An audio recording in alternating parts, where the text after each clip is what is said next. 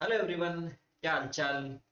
मेरा नाम है धर्मेंद्र कुमावत और आज के इस सेशन में मैं बात करूंगा नीट बायोलॉजी के लिए कंप्लीट बायो के ऐसे कौन कौन से चैप्टर्स हैं जो बहुत ज्यादा इजी हैं, या ऐसा कह सकते हैं कि अपन उनको कम टाइम में पढ़कर अच्छा स्कोर कर सकते हैं। नीट में वहां से बहुत सारे क्वेश्चन पूछे जाते हैं, लेकिन स्टूडेंट ये सोचता है कि यार इतने सारे चैप्टर्स हैं, 360 मार्क्स है, मेरे आ पाएंगे नहीं आ पाएंगे, मैं कंप्लीट उसको रिवाइज कर पाऊंगा या नहीं कर पाऊंगा।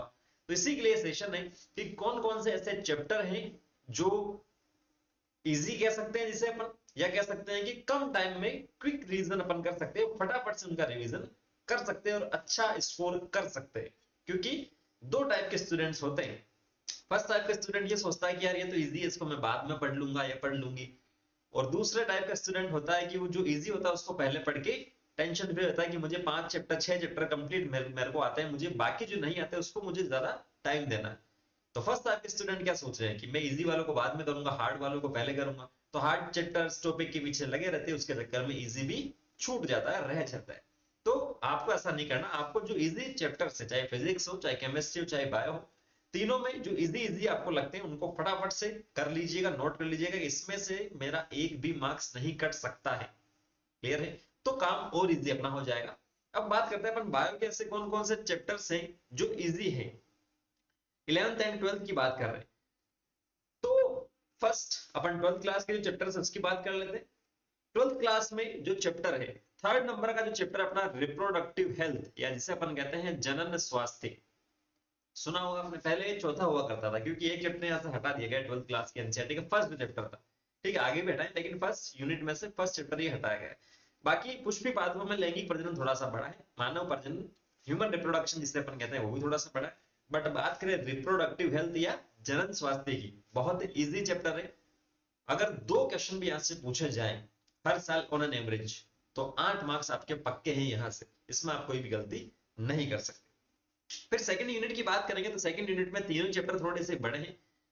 हार्ड नहीं कह रहा हूं, थोड़े से बड़े हैं जिसमें टाइम लग सकता है। यूनिट जो नेक्स्ट है उसकी अगर अपन बात करें तो उसमें microbes in human welfare chapter number जो 8 है, चैप्टर नंबर जो 8 है, ठीक है मार्क में कर देता हूं, चैप्टर नंबर 8 मानव कल्याण में सूक्ष्म जीव, ये भी बहुत इजी है। इसमें केवल आपको बैठना है, एक या दो पेज में कंप्लीट अगर आप एनसीईआरटी को नोट करें तो शॉर्ट नोट्स एक पेपर आगे पीछे में कंप्लीट आप कर सकते हैं, और इसको रिवीजन भी आप इजीली कर सकते हैं। ठीक है, ज्यादा इसमें समझने जैसा कुछ नहीं। कुछ टर्म्स है जिनको आपको याद करनी है, बैक्टीरिया है या वायरस है या फंगस है, एक्स वाई जेड, उनको आपको सिंपल सा याद करना है। तो यहाँ की बात करें तो ये भी बहुत इजी चैप्टर यहाँ से हो जाता है। नेक्स्ट जो अपने पास आता है बायोटेक्नोलॉजी, जैव तकनीकी जिसे अपन कहते हैं। जैव तकनीकी का जो पहला चैप्टर है, सिद्धांत वाला, प्रिंसिपल वाला, वो थोड़ा सा बड़ा है। सेकंड चैप्टर की बात करें तो वो छोटा सा है, बायोटेक्नोलॉजी और इसके प्रक्रम या जो एप्लीकेशन है वो वाला। ठीक है, तो इसमें से कौन सा इजी है सर, कौन सा इजीली अब हम कर सकते हैं पहले, तो जो चैप्टर नंबर 10वां है उसे आप बहुत इजीली कर सकते हो। खैर 9th जो चैप्टर है उसे भी आप कर सकते हो। इसके लिए आपको करना क्या, इन दोनों चैप्टर की बात करें तो इन दोनों चैप्टर को पढ़ने के लिए आपको जो वंशागति का आणविक आधार, molecular basis of inheritance chapter है वो आपको आना चाहिए। डीएनए की संरचना क्या है, डीएनए को कैसे कट कर रहे हैं, डीएनए को किससे जोड़ रहे हैं, ठीक है, वो चैप्टर अगर आपको आता है तो ये दोनों चैप्टर भी इजीली आप कर लोगे, कोई दिक्कत वाली बात नहीं है। दो चैप्टर में से अगर 5 या 6 क्वेश्चन भी आते हैं तो काम बहुत आसान अपना हो जाएगा। ठीक है, तो बायोटेक्नोलॉजी भी अपन इजी वे में कर सकते हैं यहाँ पर। ठीक है सर, नेक्स्ट यूनिट की बात करें, इकोलॉजी की बात करें तो इकोलॉजी में 3 चैप्टर है, पहले 4 हुआ करते थे अब 3 है। तो इसके अंदर जो इकोसिस्टम और बायोडाइवर्सिटी एंड कन्वर्जेंस, पारितंत्र और जैव विविधता में संरक्षण, ये तो दो चैप्टर है, ये क्या है, बहुत ज्यादा इजी है। इनके अंदर भी ज्यादा लोड की बात बिल्कुल भी नहीं है। एनसीईआरटी को पढ़ेंगे, एनसीईआरटी समझ में भी आती है। बाकी चैप्टर की ले ले, मेंडल वाला चैप्टर ले लो, उसके आगे वाला ले लो, एवोल्यूशन ले लो, या फर्स्ट चैप्टर ले लो, सेकंड ले लो, उनमें अगर आपको एनसीईआरटी पढ़नी होती तो थोड़ा सा दिमाग लगाना पड़ता है कि यार ये समझ में नहीं आ रहा है, टीचर की जरूरत पड़ रही है। इन चैप्टर, ये चैप्टर ऐसे हैं कि जिनमें खुद से ही आप कर सकते हो। एनसीईआरटी की बात कर रहा हूं, एनसीईआरटी इजीली आपको इसके अंदर समझ में आती है। ठीक है, तो ये दो चैप्टर भी यहां से हो जाएंगे। नेक्स्ट बात करें 11th क्लास की, तो 11th क्लास में जो लिविंग वर्ल्ड है सबसे फर्स्ट चैप्टर जीव जगत, जिसे अपन कहते हैं हिंदी में, इजी चैप्टर है, इजीली आप कर लो। बाकी जो नेक्स्ट 3 चैप्टर है, जीव जगत का वर्गीकरण क्लासिफिकेशन हुआ, वनस्पति जगत प्लांट किंगडम हुआ और प्राणी जगत एनिमल किंगडम हुआ, ये थोड़े से time taking chapter, time consuming chapters है, तो इनको आप बहुत अच्छे से पढ़ेंगे तो काम आसान होगा, नहीं तो नहीं होगा। तो फर्स्ट चैप्टर इजीली आप कर लेंगे। यूनिट नंबर सेकंड की बात करें तो तीनों ही चैप्टर क्या है, बड़े ही इजी वे में एनसीईआरटी उनकी समझ में नहीं आती है, तो थोड़ा सा आपको टाइम इसमें देना पड़ेगा। और लास्ट यूनिट की बात करें, यूनिट नंबर थर्ड की, सॉरी सेकंड लास्ट की अपन बात करते हैं लास्ट की, तो इकाई जो 3 है इसके अंदर चैप्टर नंबर 10 सेल साइकिल, कोशिका चक्र और कोशिका विभाजन, बहुत इजी चैप्टर, कोई भी दिक्कत वाली बात नहीं। हाँ, cell the unit of life, कोशिका जीवन की इकाई, वो बड़ा है, उसमें बहुत अच्छे से आपको पढ़ना पड़ेगा, तभी आगे चलकर जेनेटिक्स समझ में आती है। बायोमोलिक्यूल अगर यहाँ पर आप करते हैं तो केमिस्ट्री का जो बायोमोलिक्यूल है वो आपको इजीली समझ में आ जाएगा। तो दोनों पैरेलल चल रहे हैं, कुछ पॉइंट्स यहाँ पर जो दे रखे हैं वो वहां सिमिलर है, कुछ नहीं है तो उन्हें आप ऐड करके एक साथ पढ़ सकते हैं। तो कोशिका चक्र सेल साइकिल वाला चैप्टर भी इजीली आप कर लेंगे।